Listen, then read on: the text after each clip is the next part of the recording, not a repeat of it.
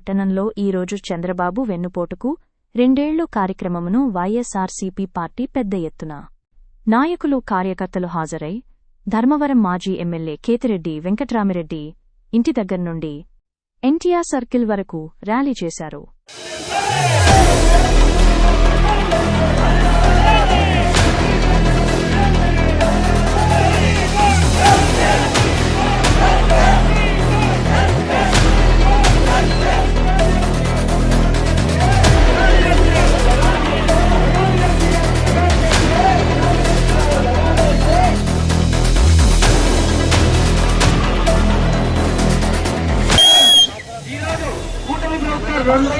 ప్రజలను మోసం చేసి అధికారంలోకి వచ్చిన రోజు ఈ రోజు మనం గుర్తు పెట్టుకుంటే ప్రభుత్వం వచ్చినప్పటి నుంచి అన్ని వర్గాల వారిని ప్రభుత్వం వచ్చినప్పటి నుంచి మహిళలను, యువతను, పిల్లలతో సహా ప్రతి ఒక్కరిని మోసం చేసింది. ఈ రోజు వీరికి ఇన్ని అమలు ఆడి అందరికి వచ్చిన చంద్రబాబు నాయుడు ఈ రోజు పెట్రోల్ రేట్ సంబంధించి కానీ మినిమం నిత్యావసరాల రేట్ సంబంధించి కానీ ఏ దాని గురించి కూడా మాట్లాడే దమ్ము ధైర్యం లేకుండా ఈ రోజు ఉత్సవాలు జరుపుకుంటున్నారు.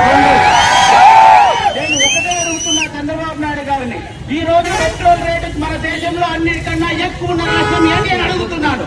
ఈ రోజు నిత్యావసర ధరలు ఎక్కువ ఉన్న రాష్ట్రం ఏది అని అడుగుతున్నా.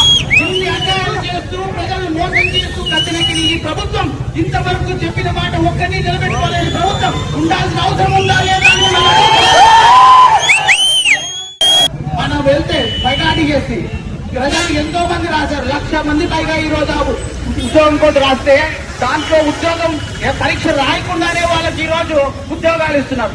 ఎంసెట్ రాసినా కూడా మరి ఎగ్జామ్ రాయాలి, అలాంటిది ఒక ఉద్యోగానికి ఎగ్జామే లేకుండా ఉద్యోగాలు ఇస్తున్నారంటే ఇంతకంటే దగా ప్రభుత్వం ఏదైనా ఉందా అని అడుగుతున్నా.